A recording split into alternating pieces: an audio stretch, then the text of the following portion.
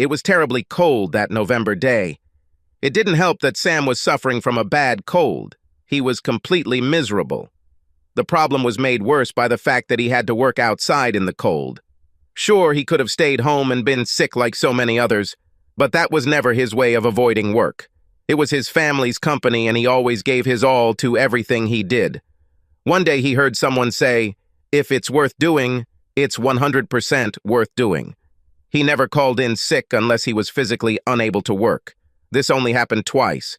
Both times it was because he was in the hospital. At 10 o'clock, he felt his body begin to give out. He realized that he simply could not continue. Arturo, his foreman, took one look and practically forced him into his truck with the words, "Go home, Samuel. You are of no use now, and eventually the whole team will become infected from you." That's how Sam found himself sitting in his truck parked on the street in front of his house 20 minutes later. He parked on the street because he returned home to find his brother's truck in the driveway. This was strange for 3 reasons. First, his brother had to be at work. Secondly, Jimmy had no real reason to be in Sam's house without Sam being present. Third, the reason Sam was with the team in the first place was because he was covering for Jimmy, who was supposedly in a nearby town meeting with a potential client. Of all the possible reasons why Jimmy's truck was in his driveway at this time, Sam couldn't think of one that was acceptable. He entered the house and quietly climbed the stairs to the bedroom. The closer he got, the more clearly he heard sounds that he would never want to hear. "Oh God, yes, Jimmy!" Camilla's voice came through the open bedroom door. Thus, Sam's suspicions were confirmed. "Damn bitch," Sam thought, switching the phone to video mode and pointing it at the open doorway. "Jimmy made me cover his ass so he could pat my wife's ass. Let's see how he likes it when I kick his ass." None of the lying lovers noticed how the enraged figure of the deceived husband silently entered the room and stood at the foot of the bed. After waiting 3 heartbeats to time it just right, Sam launched a kick. Jimmy's universe changed in an instant. Looking back, Camilla felt horror when she saw the mask of rage on her husband's face. Sam managed to pull himself together as he rounded the bed and saw his older brother curled up on the floor in agony. He realized that any further retaliation at this point could land him in prison. As for Jimmy, he was terrified. He knew he had less than 0 chance against his little brother. Even if it had been a fair fight, Sam would have torn him apart. He remembered Thanksgiving 2 years ago. Jimmy, being the older brother, always knew how to handle Sam. Unfortunately, Jimmy mellowed out a bit, working mostly behind a desk. Sam, however, preferred to be outside with the crews and help with the construction. Thus, Sam gained a lot of power, while Jimmy lost a lot. Jimmy always liked to joke with Sam about how, being older, Jimmy would always be able to handle his little brother.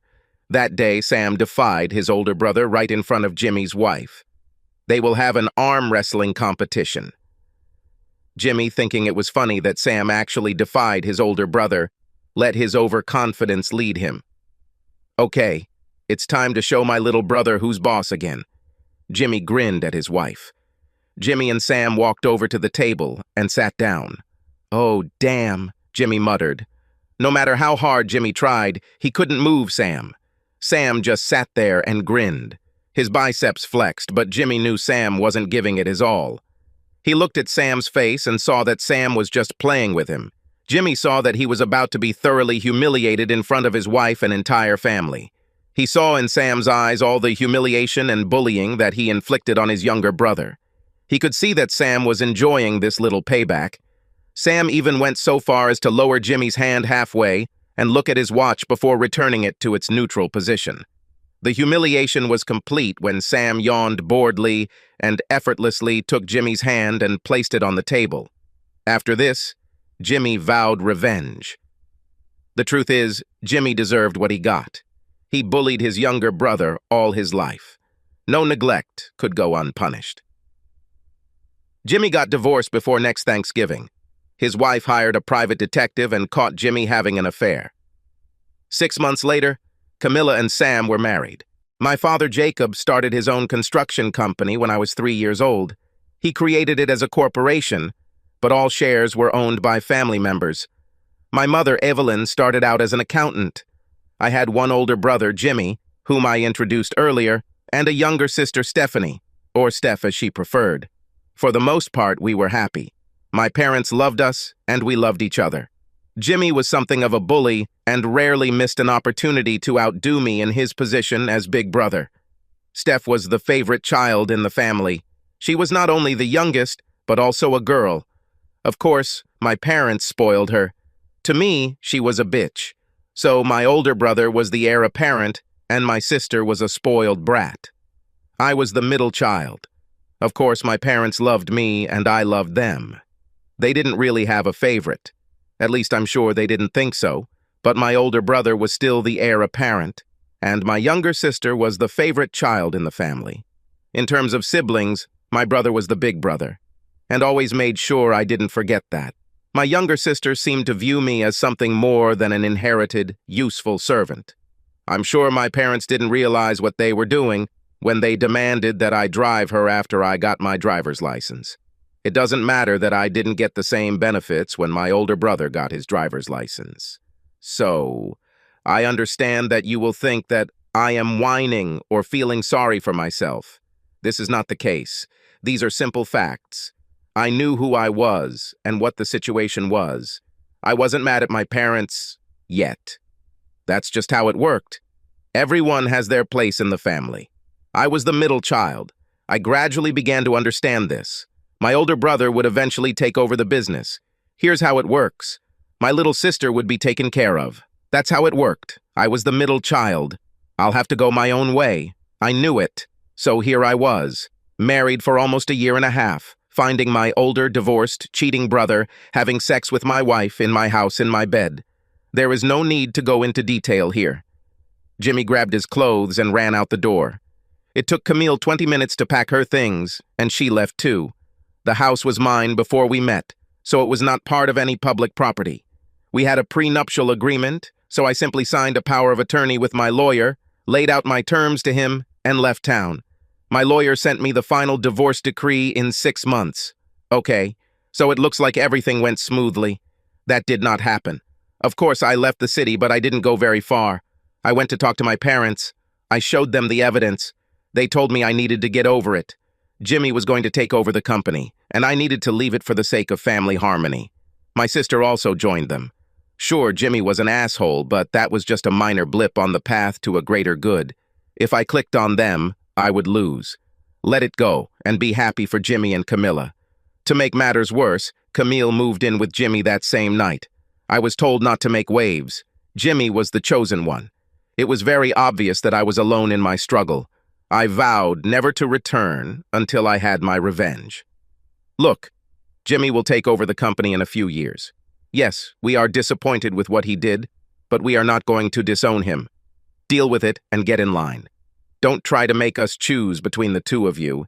He is the heir. Deal with it, my parents told me. My sister, even the bitch, intervened in the conversation. Sam, so she had sex with your brother. So what? She just decided to change. Actually, I can't blame her. Just come to your senses and make sure Ramsey's report is on your desk by Monday morning. When I finally confronted Camille, things only got worse. It started about a month after our wedding. She admitted it. She also said that most of the times I covered for Jimmy, it was so he could go and have sex with her. To make matters worse, she told me she was pregnant, and the baby was Jimmy's. I was an innocent victim here, but my whole family sided with the scammers. I watched as my family welcomed Jimmy and Camille with open arms. I watched as everyone pretended that I never had any relationship with my own wife. I listened as my family fawned over Camille and congratulated Jimmy on becoming a father and giving my parents a grandson. All this while I was quietly pushed aside. My divorce was barely mentioned and was only talked about in general terms as it related to the timing of Jimmy and Camilla's marriage. I was extended invitations to family dinners and parties, but it became very obvious that this was done more out of a sense of duty than because I was actually wanted. As long as I showed up for work and did my job, that was all they really seemed to care about. The last time I saw my family for the next 10 years lasted exactly 3 minutes and 30 seconds. It was for Thanksgiving dinner. I arrived late in the evening, walked in and began my greetings. As you can guess, they were far from pleasant. And just as quickly they showed me the door. I swore 2 things. First of all, I would leave and never consider these people family again. Secondly, one day I will return and destroy them for what they did. This was my family. These people were supposed to love and respect me. I did everything I could to be a good son and brother to them, but they turned their backs on me when they should have hugged and comforted me. Somehow I will return and burn their world to the ground around them. Would I show them the same mercy that they show me? Never. 2 weeks later, "Damn it! Where the hell is Samuel?" came a cry from Jacob's office. "What's wrong?" Evelyn asked worriedly, rushing inside. True, she hadn't seen her middle child in a while, but she just assumed he was still sulking about what happened. She actually felt a little sorry for him, but she just couldn't go against her eldest son. Ultimately, he was chosen to lead the company. The Geraldson project is a month behind schedule, and the Mandelson building inspector is demanding that we take all of last week's work and completely redo it. This will cost us at least $50,000 and another 2 weeks to fix. "Why the fuck did Samuel let this happen?" Jacob shouted. "First of all," Stephanie said, entering the office, "Geraldson's project is Jimmy's, not Sam's, so I don't understand why you're blaming him for this. Secondly, I haven't seen or heard from Sam in the last 2 weeks. He's not answering his calls, and his foreman just told me he hasn't seen or heard from him in the last couple of weeks either. Sam knows damn well he has to cover Jimmy on this project. Damn it. He'd been working on this for the last 6 months, so he should get used to it. Find him and tell him I'm waiting for him in my office so I can kick his ass real good first thing in the morning. It's time for him to put an end to this whining and get to work." The next morning, an anxious Stephanie was in her father's office. She sent more than 20 text messages and left several voicemails on Sam's phone. She even went to Sam's house to see if she could talk to him. Now she had to explain to her angry father and the rest of her family what she had found. "Where the hell is Samuel? I told you that you should have seen him here first thing this morning, but I didn't see him." Jacob frowned as he looked around the room at his wife, eldest son, Camille, and daughter. "Well, he left," she stammered as she spoke. "Left? What do you mean left?" asked her mother. "I mean left. I don't know where, but he left. He doesn't answer text messages or phone calls. He doesn't answer voice messages. Yesterday, I even went to his house and found that he had moved out. When I walked in, there was a cleaning crew there, and they told me they were preparing it for new residents. It looks like he's renting it out now," she explained.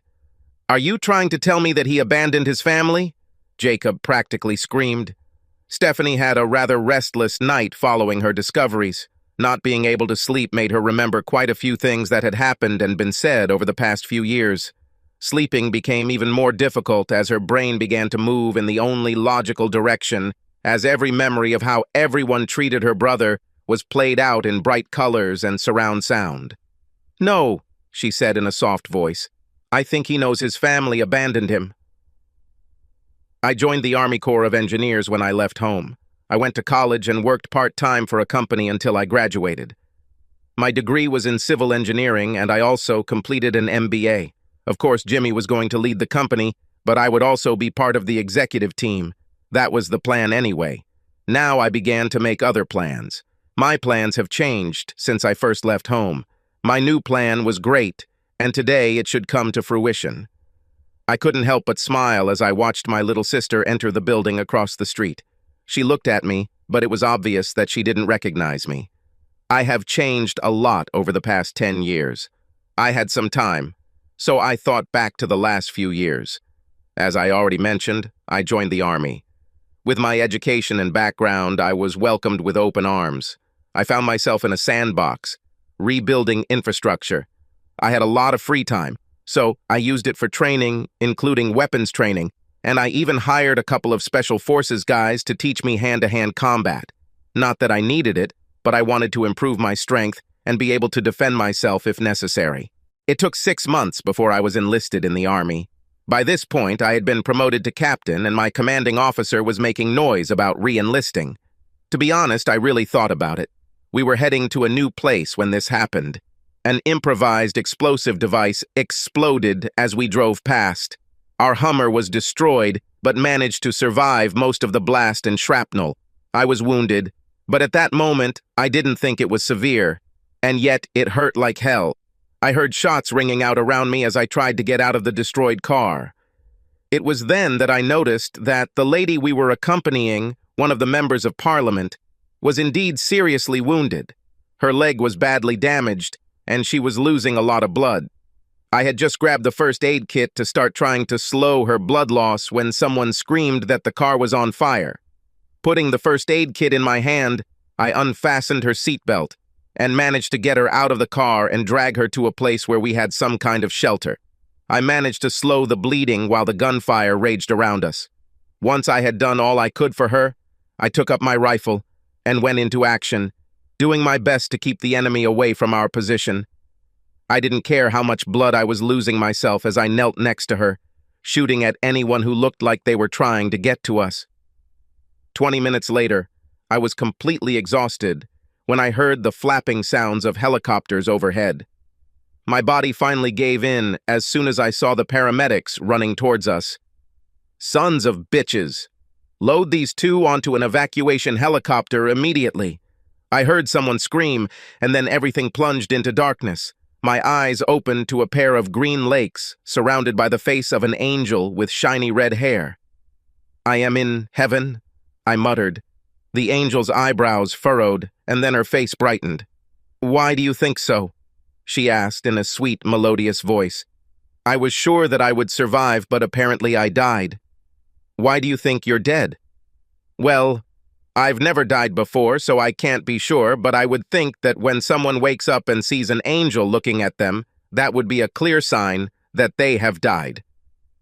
Her face changed to a cheerful one as she started laughing. "Sorry to disappoint you, but I'm far from an angel. Actually, I'm a lawyer," I smiled. "All this means is that I'm in a different place, but I really don't mind as long as I can keep seeing you here." "Well, if it's up to me, you'll see me often. Luckily for both of us, it won't be in hell. You, my brave soldier hero, are still alive. You are currently in a hospital in Germany. You were treated at the base and then brought here." "Fine. So since you said that you are a lawyer and not a nurse, I would like to know who you are and why you are here with me. Not that I'm complaining, but I'm not sure suing the rebels for pain and suffering would really work." She laughed again. I really liked her laugh. "No, I'm not here to try to sue the rebels. I'm here to thank you for saving my sister's life. My name is Rebecca Caulfield. My sister June was the MP you pulled out of the Hummer and gave him first aid. Everyone I spoke to emphatically stated that if you had not done what you did, she would have died. So, how is she doing? Will she be okay?" I asked. "She'll be fine. They were able to save her leg, but she will always have a slight limp. That's how I got to meet Becca and her sister. True to her word, Rebecca spent her days in Germany, dividing her time between me and her sister. I decided not to return to the army and was discharged with a Purple Heart and Silver Star. When I returned to the States, I continued to see Rebecca. We got along very well and started dating. I told her everything about my past and how my ex-wife and family betrayed me. I told her about my plan for revenge. Simply put, I would start my own construction company and compete with them. Being in the military, I never really needed a lot of money. I invested as much as I could until I finally had enough money to start my plans. Being intimately familiar with my family's business, I knew all the ways to undermine them and start stealing their clients and best employees. I probably wouldn't be able to put them out of business completely, but I could become more successful and reduce their income significantly." Rebecca thought about it for a moment, then smiled slyly. "How would you like to actually burn them?" Then she told me her plan. I liked it. I really liked it. As it turns out, Rebecca's parents are really rich. Really rich. They also loved me very much and were seriously angry at my family for what they did to me. It was also convenient that her older brother was a genius financial wizard. Using a combination of assets, a new LLC was created. Rebecca's father, nearly retired, was named president of the company. Her brother was named acting CFO, and Rebecca was named acting CEO. This was done to ensure that my name did not appear in the books. Although I pretty much ran things. The first thing we did was buy out a small construction company that was poorly managed. The turnaround was quick once I took control of operations. 6 months later, we added another company. By the time we were ready for the finale, we had acquired 5 more companies in different parts of the country. Rebecca and I also became very close and started dating. Now I sat here, across the street from my family's business, waiting to get my revenge. Over the past few years, I have become quite wealthy thanks to my investments and the success of our new company. Rebecca and I also got engaged within the last month. I smiled, waiting to burn my former family. They had no idea what was about to hit them. What they didn't know was that a couple of very specific people were quietly buying up every publicly traded stock that was on the market. Just a week ago, these investors finally passed the necessary threshold for the plan to succeed. Steph was in a very bad mood. Not that being in a bad mood was unusual for her. In fact, this has pretty much been her way of life for the past few years. She wasn't stupid. She knew that almost everyone who worked at the company disliked her. Damn them, she thought. As CFO and daughter of the board chairman, she could do whatever she wanted. Besides, if things got too bad, she would just talk to her older brother, who was the CEO. It was a family company. Anyone who crosses her path will soon be in line for unemployment benefits. However, this was not the source of her concern at the moment. She was upset because an unscheduled board meeting had been called. This was highly unusual. Typically, the board met only once a quarter. Most meetings took place around the family table. The board of directors met only to confirm the decisions that had already been made between her parents, brother, and herself. After all, between the 4 of them and the proxy votes of her absent middle brother, they controlled 60% of the shares. Each family member owned 12% of the shares. An explanation is needed here.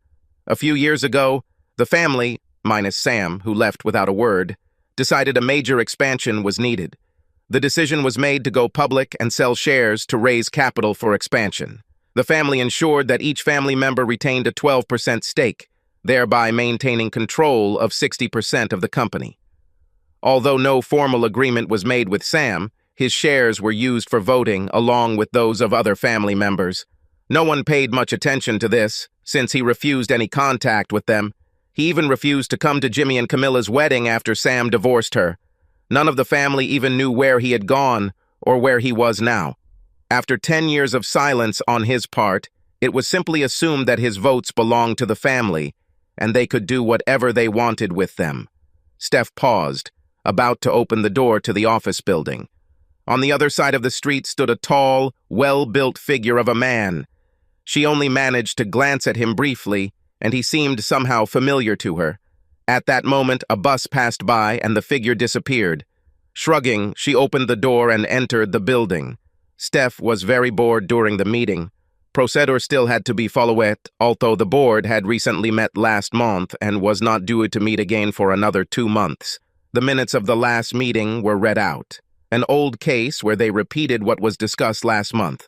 Updates across various divisions. No changes since last month. Any new business, of course, was, I am filing a motion to remove the chairman of the board for gross incompetence and moral failings, said the attractive brunette. She must have had some kind of injury because I noticed a slight limp when she walked. It was then that Steph noticed that there were far fewer people than usual at a board meeting. None of the major shareholders she was used to seeing were present. Instead, there were a few very small shareholders, a brunette who filed a petition, and a blonde who had never been there before. I support this proposal, the blonde shouted. What the hell is going on here? Steph thought. Of course, they were delusional, thinking that they could go through something like that. In the end, the family had 60% of the votes. It was simply impossible. This stupid woman was close to being completely crushed. Everyone except the two stupid women were shocked by this movement. The discussion was lively but short. Voting began with the expected result. Miss Caulfield with 35% of the shared votes? Yes, obviously, since she proposed. Miss Jeffers with 4% of the votes? Yes, said the blonde. Again, this was expected since she supported the proposal. There were several more people who voted against. There, the calculation reached 1% of shares. So, 39% yes, 1% no, and the family with 60% has not yet voted. Of course, Jimmy, me, Mom, and Dad all voted no. After all, Dad was the chairman. 49% no, against 39% yes. Just as Jimmy stood up as Sam's confidant to put us in an advantageous position, the door swung open and in walked the tall man I'd spotted across the street. Yes, Samuel Johnson with 12% of the vote, said my brother, whom I had not seen or heard for 10 years. That's how quickly our family business was taken away from us and given to our brother, whom we abandoned in favor of our older brother. From that moment on, the meeting went downhill. Samuel was appointed chairman of the board in place of the Pope. Jimmy was summarily fired and replaced by a blonde. I was also fired from my position as CFO and replaced with a brunette. Since none of us could ever imagine such a scenario, we never bothered with contracts. Therefore, there was no severance pay. Golden parachutes, more like lead balls. 10 minutes to pack your things and leave the area. This was good news. All our houses and cars were company property. It was created this way for tax purposes. Sam was nice enough to give us all a week to pack up and leave. Well, all of us except Jimmy and Camilla. They only had 24 hours. Mom, Dad, Jimmy, Camilla, and I just sat there dumbfounded while Sam led the meeting. Although all power in the company had just been taken away from us, we were still major shareholders and had every right to remain there at the meeting. At least we still had our shares and the income from them. As long as the company existed and was profitable, we should be fine. True, none of us actually had a lot of money in our accounts, only about $100,000 each for emergencies. Since the company paid for our mortgage, utilities, cell phones, and vehicles, we really didn't need much to live. Instead, we all agreed to put most of the profits back into the company and grow it. The plan was to cash out later so we could all retire comfortably while we were still young enough to enjoy it. Okay, Sam said, taking charge of the meeting. Any other questions? Yes. There is one more issue to discuss, an attractive brunette stated. SRJ. Enterprise made a buyout offer. I assume that you have already had the opportunity to familiarize yourself with the terms of the buyout. The quick version is that they will buy all available shares provided they can acquire at least 51% of the company. Once this is completed, Johnson Construction, Inc. will be closed and all assets will be absorbed by SRJ Enterprise. Okay, what about all the employees? We have a lot of really good people working here, and I don't want them to suddenly find themselves unemployed and unable to support their families. Mr. Johnson, all non-managerial employees will simply continue to work as before. The only difference they will see is the company name on their checks. Our clients will still work with people they know. All executives will either be fired or transferred to similar positions at SRJ. I should mention that they asked the chairman of the board, CEO, and CFO to move into the same positions as SRJ. Their current chairman will resign, as will their CEO and CFO. What about those who do not want to sell their shares? Sam asked, looking at us intently. I'm sure there will be those who don't want to sell. Oh well. The SRJ rep actually said that once they get 51%, the purchase price of any remaining shares will be drastically reduced. Obviously, they won't actually need the additional shares, and when news comes out about what their plan is, the value of the shares outstanding will plummet. Any holdouts will find their investment gone. Very good. Is the representative here? Yes. She's waiting in the lobby. She wanted to be available as she hoped to start this today. Would you like to call security and ask to be escorted inside? Sam called security, and a few minutes later an absolute goddess strutted through the doors. She was about 5'7", tall, with long, luxurious red hair down to her waist, emerald green eyes, a beautiful face with a light sprinkling of freckles on her thin nose, large breasts, and a thin waist that flared out to really nice hips. She wore a charcoal pencil skirt, a matching jacket, and a light pink blouse. Her long, toned legs were covered in silk stockings, and she wore 4-inch Prada heels. I was wondering what the hell is going on with all these attractive women who somehow show up today and steal our company from us. Besides, what did Sam have to do with this? It was becoming abundantly clear that he was part of this plan. We haven't heard a peep from him for 10 years, and he suddenly shows up today of all days? He then proceeds to vote for his family to get out of the business Dad started? What the hell was he doing? Why did he do this? So, as I said earlier, we are offering $120 per share for the first 51%. After that, anyone who wants to sell will be offered $2 per share. It's simply not worth anything more to us once we gain majority control. Shit. I missed the first part of what she said. I really regretted not listening. The decline from $120 per share to $2 per share was catastrophic. Of course, I didn't really want to sell, but not selling would have been devastating. I quickly stood up and shouted that I wanted to sell. Better get in line early while I can. A dazzling smile appeared on the redhead's face as she turned to me. Certainly. We will be happy to purchase your shares. You are currently fourth in line, so I will make you our offer as soon as I complete the first 3 transactions. My stomach churned as I made a calculated guess as to who the first 3 sellers were. Being fourth was almost the same as being last. I watched as Sam, then the blonde, then the brunette, all signed an agreement to sell their shares. She already had her 51%. All our money was invested in the company. In another 5 years, we planned to sell and cash out. We would be multi-millionaires. Now we will be lucky if we become simply wealthy. We all had to go home to start packing up. Security confiscated our cars and office keys before we were allowed to leave the premises. We had to make arrangements with security to come the next day and clear out our offices. The blonde announced that she would deny all of us access to the company's servers and that our logins would be deactivated within the next few minutes. It wasn't really a big deal because our laptops had been confiscated earlier. The blonde also informed us that our home computers would be confiscated the next day. Additionally, if any evidence is found that we attempted to delete or corrupt any files before they got there, serious charges of corporate espionage, fraud, tampering with evidence, and theft will be brought. Jimmy was informed that his computer was confiscated by IT immediately after the vote to remove Dad from office. Oh, and we have a forensic accountant already looking at the books. Sam smiled. It was the next evening when everyone gathered at their parents' house. Jimmy, Camilla, and their 3 children arrived in a van full of everything they could hastily pack into it. With short notice and no other options, they will be moving in with Jacob and Evelyn, as they have agreed on different living arrangements for the rest of the week.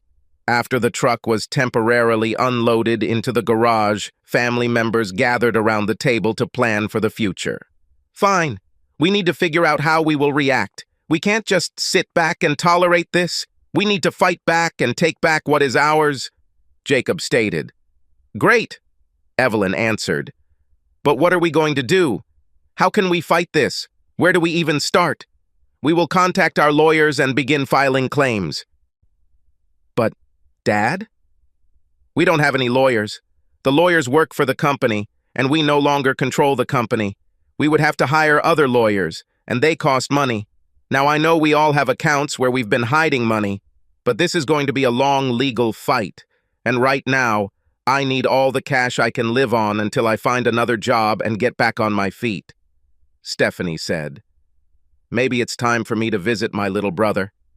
Jimmy chuckled, cracking his knuckles.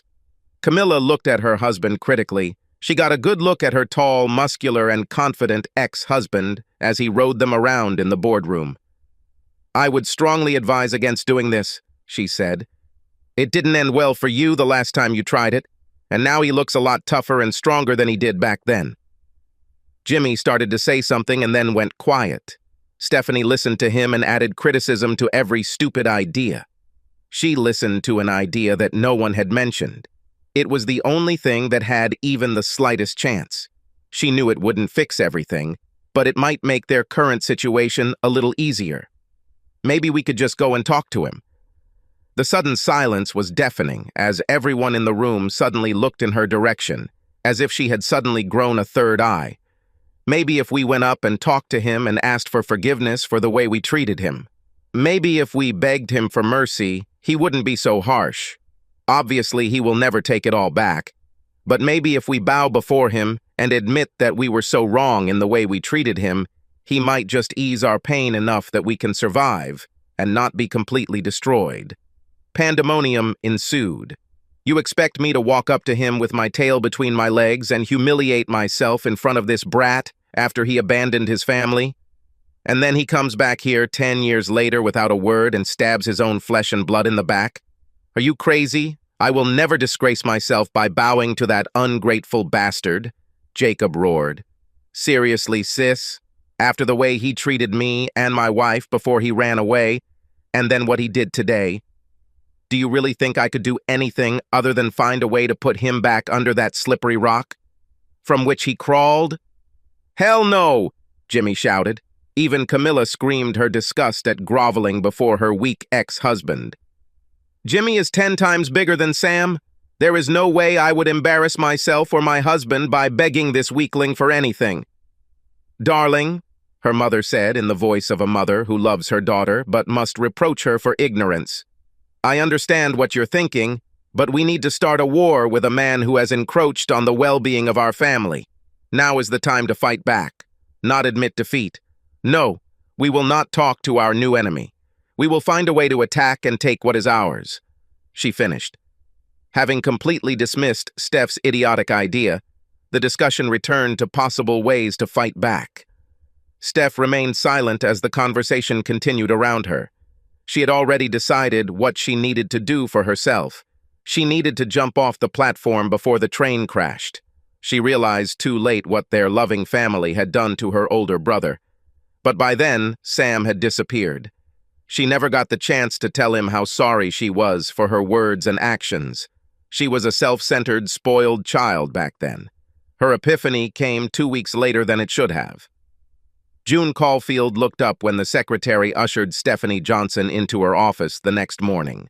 She noticed that Stephanie was wearing a very nice dark blue pencil skirt, matching jacket, powder-colored blouse, black stockings, and 4-inch heels. Overall, it was a very nice but conservative look. Stephanie's blonde hair was styled professionally, and her makeup was applied tastefully. Even though June had heard all the stories about what a cast-iron bitch Steph was, she was still very attractive. Gesturing the visitor to sit down, June began this rather unexpected meeting. What can I do for you, Miss Johnson? To be honest, I'm a little surprised by your visit here this morning. Yeah, well, I'm sure there are a lot of people who would be surprised by my presence here. I actually came today to talk to Samuel, but was told he wasn't expected. They suggested that you could give him a message. Maybe. This will obviously depend on what message needs to be conveyed. As you can probably tell from current events, he really isn't very interested in talking to your family. Just so we can understand each other, I've heard all the stories about you and your whole family. To be very clear, I don't like either of you very much either after the way you treated him. So I take it you two are close then? Steph asked. She might as well get all the information she could about the new players in this game. Maybe if she could win over this woman and show that she truly regretted her criminal actions, she could convince her brother to help her. Yes, we're close, but probably not as close as you think. We're not dating. We're just very good friends. In fact, he is more like a brother to me than anyone else. Oh, could you tell me how you met? I could, but I really don't think it's any of your business right now. Maybe some other time, but I'm pretty busy preparing for a takeover by a new company, so what message do you have for Samuel? This was it. She needed to make the attractive woman understand that she truly regretted her previous behavior. Please tell Sam that I really need to talk to him. I know what my past behavior was like, and I am truly sorry for it. Unfortunately, I realized this about 2 weeks later than I should have. By then, he had already left. I know everyone else is trying to figure out a way to deal with his actions, but I'm not going to be a part of it. I just want to be able to look him in the eyes and tell him how sorry I am for the way I behaved. Yes, I hope he will show me some mercy, but I'm not even going to suggest that he exclude me from whatever punishment we face. I hope he will allow me to have some kind of relationship with him. I want him to know that I will be separated from the rest of the family. I want to do this because I realize they were wrong, and I don't want anything to do with them anymore. I'm not even going to ask him to trust me.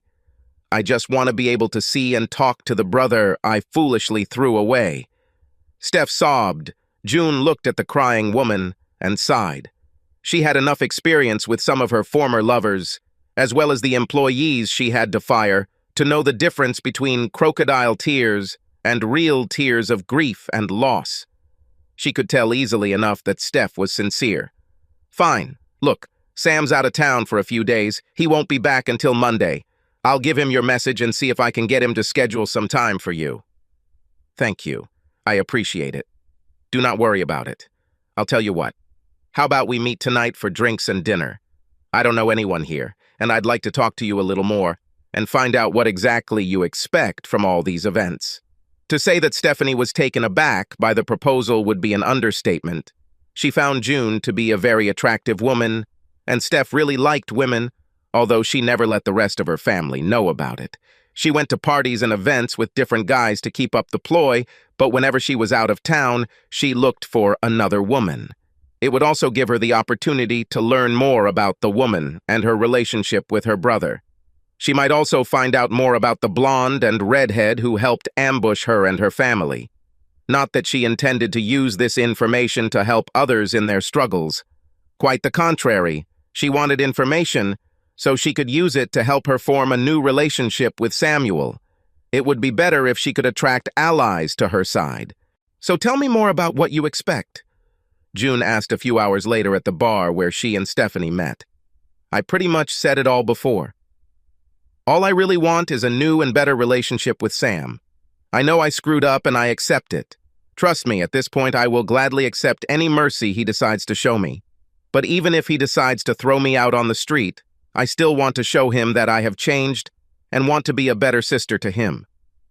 How do I know you're not just saying this to get information to use against him? Honestly, you don't know. You have no reason to trust me. Same as Sam. I'm curious what happened to him in the last 10 years. I can see that he is important to you and that you have a serious relationship with him. Being completely honest here, I really want to know more about you and the other two women. I want this because if I can get my brother back, I think I should know the people who are important to him. If they are important to my brother, they must also be important to me. You said you're like a sister to him. This means that I should also be like a sister to you. After all, if you are his sister, that makes you my sister too. Maybe you can teach me how to be a better sister to Sam than I was in the past. This is an interesting proposal. This sounds plausible. So, you're obviously an attractive woman, and you seem to be pretty close to Sam. Why aren't you two dating? Steph asked. Something about it didn't make sense to her. June laughed. Fine. There are actually two reasons for this. I can tell you this because there's really nothing in it that you could use against us anyway. The first reason is that Sam is already in a relationship with someone else. In fact, they are engaged. The second reason is that, how should I put it? Let's just say that you're much more my type than Sam. June grinned. This confused Stephanie. So how did you two meet? I'd really like to know. We met in the army. He pulled me out of the wrecked car and saved my life. He was also wounded, but not so badly. By the way, it was there that I injured my leg. My family was duly grateful, and we sort of adopted him after hearing his story. Oh, wow. We didn't even know he served in the army. He just left without saying a word. Yesterday we heard from him for the first time. Yes, I know. He did it on purpose. I understand. We really didn't treat him very well. So, you mentioned he's engaged? Yeah. As soon as he's done here, they'll get married. Can you tell me who she is? Is this the blonde?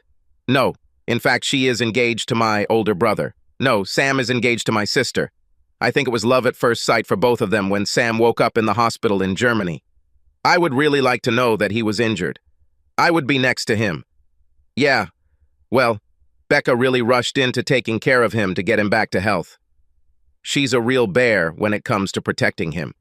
Trust me, you don't want her to think that you want to hurt him in any way. She's a tough lawyer, and I've seen the wreckage she leaves behind when she really wants to destroy her opponent in court. That is, if the case actually goes to trial. She can just tear you apart with her bare hands. I saw her do this several times. Looks like I really need to meet her and make sure I don't get in her way. Actually, you've already met her, and sweet cheeks, you're already on her bad side. Is this a redhead? Yeah. She hates every one of you. It's her you really need to win. They both got hungry and went to a restaurant next door. The conversation continued as both women learned more about each other. June was very careful with her words, as she did not intend to give any information about Sam's plans. Steph did ask about SRJ Enterprise, but June refused to answer any questions about it. The meal was over, and the two women were drinking the last of their wine. Okay, June.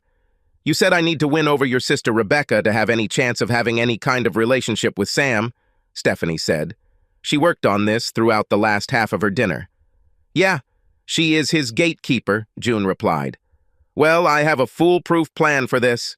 Tell, June smiled. Just how are you going to turn my barracuda sister from a demon from the depths of hell into the loving sister you claim to be? It's simple. First, I'm going to win you, and then you're going to win your sister for me. Interesting concept. June grinned. And how do you propose to win me over? Oh, I think it will be quite simple. To put it simply, my plan is to take you to my place and entertain you all night long. After that, you will be sick tomorrow, so I can continue all day and also on the weekend. I fully believe that when you finally show up to work on Monday morning, you will be more than ready to tell your sister what an amazing woman I am, and that you would really like her to welcome your new girlfriend with open arms. I understand. So, what's to stop me from rejecting your advances and making me believe that you're serious about becoming my girlfriend? Actually, two things. First of all, you have already mentioned that I am your type, and I believe that you are truly attracted to me. Secondly, I just told you my biggest secret. None of my family or friends know about my preferences. Nobody even suspects it. This will reveal my secret to the whole world. I've never done this for anyone before. My willingness to reveal my true self and come out of the closet should convince you that I am completely serious. If you have any doubts about it after this weekend, just watch how my parents and Jimmy disown me when it happens. I already told you that I will reject them. This will only make the problem worse and prove my intentions. Lord, sister, what happened to you? You look terrible, Rebecca shouted to her little sister when June finally managed to stagger into the office on Monday morning. Severe lack of sleep caused by 3 wonderful days. If you think I look bad, you should go see my new girlfriend. June answered. Wow. Okay, so who is this new girlfriend? And how did this happen so quickly? Asked Rebecca. I'll tell you what. Give me some caffeine, and then I need to meet you and Sam for a little while. I have some news for both of you. How about in 20 minutes in Sam's office? Certainly. Go have some coffee. You look like you need it. So, June, what am I hearing about the new girl? Sam asked when a shabby June entered his office. Well, I had a surprise visitor on Thursday while you two were out of town. It turned into an even more amazing dinner, and then into a full weekend. Now, it seems to me that I have an even more shocking friend. Okay, so who is it? Becca asked worriedly. June let the tension build for a minute, looking from her sister to her future brother-in-law, and back again. Her name is Stephanie Johnson. She watched the two faces in front of her as they went from happy and smiling to shocked. Several minutes passed before either of them could utter a word. My sister? Well, sort of, but I did find out some interesting information about her and the rest of your family. Before you get too worked up, I did some research between the time she left my office and the time I met her later that evening. She seemed to come to her senses right after you left. In fact, she is very sorry for the way she treated you before. Of course, you don't just take her word for it, even if she had sex with you all weekend. Of course not. And my name is June. Not stupid. June giggled as Sam and Rebecca rolled their eyes at the stupid joke. Seriously, I did some research on this. Several longtime employees commented on how she acted rather sad right after you left. She seemed very unhappy and depressed for a few months and mentioned that she really missed you. Could it have just been people loyal to her who fed you lies to help her? I doubt it. Remember Kate? Even she told me about it. Sam did remember the old secretary in the accounts receivable department. He knew that he and Steph really hated each other. If Kate said it, then it was probably true. Okay, but I'm pretty sure Steph doesn't prefer women. Actually, that's how it is. She is 100% like that. Believe me, she was very well versed in the intricacies of female love. That's one of the things that helped her convince me. She's coming out of the closet for the chance to talk to you and try to build a better relationship. She completely abandons the rest of the family. Sounds kind of selfish to me. I think she sees what's coming and is trying to take care of herself. I don't doubt that's part of it, but it's not necessarily a bad thing either. I suggest hiring her as my assistant so we can keep an eye on her. This will also help you understand how sincere she is. Worst case scenario, we can always use it to get information about everyone else, June suggested. Why the hell not? Sam agreed. Obviously, we will have tracking software on her computers, tablets, and phones to see if she tries to stab us in the back. Make an appointment with the three of us for this afternoon. We'll ask your brother to set up the software and offer her a job after the meeting if all goes well.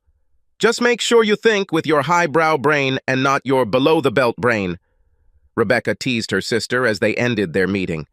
Sam sat at his desk in shock as he listened to his sister talk later that day. He was surprised by the vitriol she spewed when she talked about their parents, brother, and especially Camilla. She described how she had to play nice for the past 10 years because she had no other options and needed to stay on the good side of the family. She also provided extensive information about the family's company activities, accounts, and plans to try to regain control. When asked about her seemingly sudden change in sexual preference, she spoke very openly about her past. She confirmed that she was now completely out of the closet and proudly stated that she had no doubt that it would ruin any relationship with their very bigoted family. I have been unhappy for the last 10 years. I'm so sorry that I didn't realize anything before you left, but by then it was too late. Even if you reject me now, I'm just happy that I have the chance to finally apologize to you for my past behavior. Steph concluded. Fine, I accept your apologies. It seems really genuine, and I'm even willing to try and see if we can make some kind of relationship work. Unfortunately, there is a trust issue. Considering your past behavior towards me and your relationship with the rest of your family, I simply don't trust you. You have every reason to deceive us, since I have pretty much taken everything from you. However, it seems my future sister-in-law thinks you deserve a chance. Keep in mind that we will be watching you very closely, and any mistake on your part will have dire consequences. Don't ruin it all. Well, what is SRJ Enterprise? Steph asked. I've never heard of this company before. SRJ stands for Samuel, Rebecca, and June. We own the company, so it didn't really matter what we offered for our own shares. In reality, we would still just be paying ourselves with our own money. You should have guessed this. Stephanie never moved out of her home. Instead, June moved in and let her girlfriend live with her. Sam and Becca continued to be amazed at how well their relationship was going. It seemed like Stephanie was really attracted to June and was really working on developing their relationship. Stephanie accepted the position as June's assistant and seemed to enjoy working under her. Sam has really opened up to her, and Steph and Sam develop a better brotherly relationship with each other. It helps that Steph and Sam are dating sisters and often seeing their respective partners. Yes, she was disowned by her parents and older brother when she happily told them that she was living with her girlfriend. She really enjoyed hearing her mother scream when she told them exactly who her girlfriend was. Jimmy and Camilla could only watch as their former home was taken over by Dave and his fiancée. Feeling slightly sorry for Jimmy and Camilla's children, they were innocent victims. Sam relented on some of the revenge he was planning for his brother and ex-wife. Instead of being unemployed forever and forcing them into the poorhouse, Sam offered them a job. Of course, several months passed and they were on the verge of being evicted from the cheap apartment they were renting before the two of them finally swallowed their pride and agreed.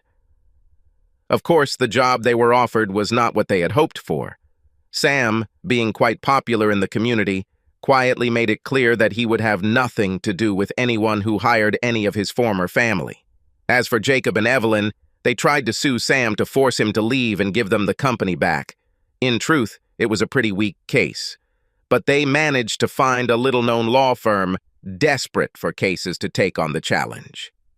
This lasted approximately 30 seconds after the first hearing. Jacob and Evelyn's two lawyers watched as the striking red-haired woman entered the courtroom to the defendant's table. Then they looked at each other, then collected their briefcases and informed their clients that they were withdrawing from the case, practically running out of the courtroom. Later, when Jacob and his wife burst into the law office to ask what the hell happened, two lawyers informed them of the disaster in progress. "Don't you know who their lawyer is?" asked one of the partners. "Of course we know," Jacob replied. "This is the bitch who represents the corporation that bought us out. She is also apparently the fiancée of our disinherited son." "Then you really don't know," said the second partner, shaking his head. "This is Rebecca Caulfield. To be completely honest with you, your case is really weak.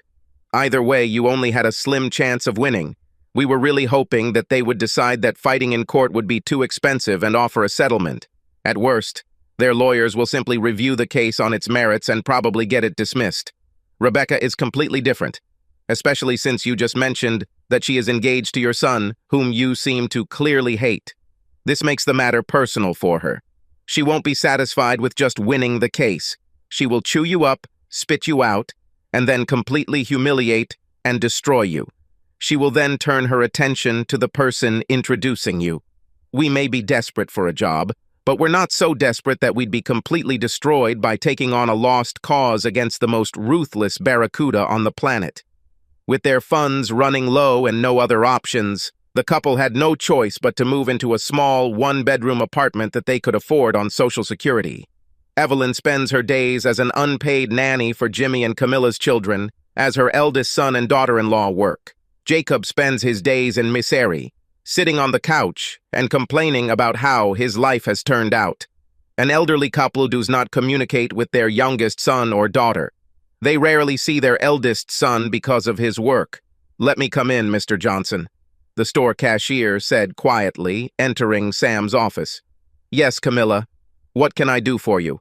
he replied, smiling at his ex-wife and now daughter-in-law. "Well, I was wondering if there was any way you could transfer Jimmy to work somewhere closer to us. Due to him working out of state for the past few months, we only see each other one day every 2 weeks. Even then, he is usually too tired to do anything." "Well, I'm sorry, Camilla, but all the jobs for the workers closer are filled. To move Jimmy closer, I would have to move another worker to take his place. I would simply replace your difficulties with other people's difficulties. This would not be very fair to the other person and his family." The once attractive blonde began to sob. "Please, Mr. Johnson, I know that you despise us and punish us for what we have done, but I am in despair. I haven't made love to my husband for months. I will do whatever you ask. Please, please, please let me see my husband." She simply begged at him. It seems she wants to meet her husband. A familiar female voice came over the speakerphone. "Maybe she doesn't really mean it," another female voice added. "From what she told me when I was meeting with my family to come out of the closet, I don't buy what she sells," the third woman said. Yes, Sam was on conference call with his fiancée, future sister-in-law, and sister as soon as his secretary told him that Camille wanted to talk to him. He was pretty sure the conversation would be about something, and he wanted those closest to him to listen and enjoy it. "Well, Camilla, looks like no one is really buying it. Perhaps you should be a little more specific about what exactly you are willing to do. Frankly, I don't really like the idea of this man you call a husband being closer to me than absolutely necessary. If we could find work in Siberia, I would send him there. Why in the name of all that is holy would I even consider moving it any closer? At least now he can come home every other weekend. But it's an 8-hour drive. He returns home late on Friday night, needs to rest on Saturday, and leaves again on Sunday morning. Since he is just a worker and earns barely more than minimum wage, he is so tired by the time he gets home that he simply sleeps all day. Well, Camilla, I'm not entirely sure this is my problem. If things don't work out between the two of you, you can quit and find another job. You know that's not an option. You know we've already tried this. We can't afford to pack up and move somewhere else, and no one here will hire us again after they find out what happened. I understand that you hate us and what we did, but can't you show an ounce of compassion? Again, why do I need this? You two never had any compassion for me.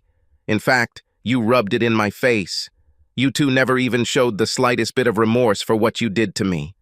All you regret now is that I take revenge on you. It's not because of what you did to me. Seeing that there were no words that could sway her ex-husband, Camille knew she had to rely on the only thing she had left. I'll do anything.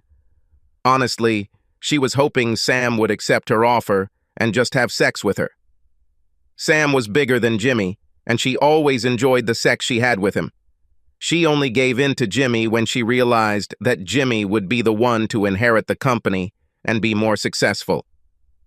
Next to the word gold digger in the dictionary was her photograph. Perhaps, she thought, she could win back her ex-husband and throw this stubborn, red-haired bitch out onto the street. After all, she was extremely upset about the lack of sex lately. Besides, she knew she could entertain Sam senselessly if given the chance. She was only slightly concerned that this conversation was with a red-haired bitch and two disgusting individuals who were having fun with each other. Okay, Bika squeaked through the speaker. How about this? Sam, you and I have discussed the idea of having a threesome with another woman. I sincerely doubt I would return the favor, but I wouldn't mind seeing if it made any difference. Camilla's horror at this thought only intensified when June spoke. Oh, yeah. Steph and I also discussed the possibility of picking up another woman and using her as our plaything for one night. Jimmy isn't supposed to be back this weekend, so maybe you guys can play with her on Saturday, and we can have her over on Sunday. Sam thought for a moment before answering. That sounds like a plan. June, you and Steph can do whatever you want. Great! June was delighted. On Monday morning, Camille somehow managed to hobble gingerly to work. She just hoped Sam would keep his end of the deal. Good news, Steph announced as Camille entered. Your husband will finish where he is this week, and then return for the weekend. Next week he will begin construction on a new building here in town. Camilla was relieved by this news. Given her terrible relationship with them, she was worried that they would back out of the deal. You lousy ass! You set me up! Camille screamed as she burst into Sam's office Thursday afternoon. She had just been served with divorce papers. The divorce papers included several graphic photographs of Camille having sex with multiple women and one man. The faces of everyone except Camilla were very carefully blurred in the photographs. He kicks me out of the apartment and declares that I am an unfit mother for children. Camilla continued to scream. Her tirade continued for another 10 minutes and attracted a sizable crowd. The crowd apparently included Rebecca, June, and Stephanie. Despite her screams, Sam simply sat back in his chair silently with a smile on his face. He didn't say anything until Camille finally calmed down and started sobbing. Becca, as a company lawyer, what are my options for such serious charges brought against us by one of our cashiers? Well, Mr. Johnson, as far as the evidence I've seen here, she has no evidence that you, I, or anyone else at the firm had anything to do with her promiscuous behavior. My opinion on this matter is that she has found herself in a very compromising position, and she is grasping at straws to find any way to find anything that will save her reputation and strengthen her financially. My advice is to fire her for cause, for creating a hostile work environment. Lord knows our security cameras caught enough of her false accusations to justify this. Sam sighed. Very good. Even though she hurt me when she left me for my brother, I really hope that by helping them and hiring them when no one else would, I could somehow heal the rift in our family. It finally worked out when we hired Stephanie. Let it be so. Camilla, I have no choice but to let you go. Please notify HR. They will explain your rights and options. Your final check will be delivered to you before departure. But I have nowhere to go. Jimmy kicked me out and filed a restraining order. Without this job, I won't even be able to rent another apartment or get a hotel room for the night, she whined. Sure, she could move across the country, but what kind of life would that be? She wouldn't have the references to get any decent jobs. How would she explain the huge gap in her work experience? The best she could hope for was a minimum wage job that likely wouldn't even support her and would never allow her to see her children again. Her next option was to live on the streets here and beg for spare change to survive. She will at least see her children from time to time, even if it is supervised visitation. Jacob and Evelyn lived the rest of their lives on the brink of poverty, subsisting only on their social security. Their hatred and anger continued to prevent them from reaching Sam. Their fanaticism also prevented them from making any attempts to contact their daughter. The only joy they found was watching their grandchildren born to their eldest son. Jimmy continued to exist in his low-paying job, working as a laborer for his brother's company. They explained to him that his chances of promotion were zero. He tried several times to find a better job, but was rejected at every turn. He didn't have the skills needed for any particular profession, and his background and business degree were tainted enough by the way he lost his company that no one wanted to take a chance on him. He tried dating for a while, but found very few women willing to waste time on a single father who was a loser with very limited means. Sam and Rebecca got married and had 3 children. All 3 of their children were equally loved and should have been equal heirs. There would be no favorites in this house. June and Stephanie also got married. Although their relationship began under strange circumstances, they fell in love with each other unconditionally. Likewise, Stephanie and Sam also developed a strong relationship as brother and sister. Stephanie gave birth to 2 children. The donor was June's older brother, and they used artificial insemination to conceive. Subscribe to our channel so that your second chaff doesn't cheat on you, and go ahead and listen to the next story, because this story is nothing compared to the next one. If you're under 18, don't even think about listening to the next one.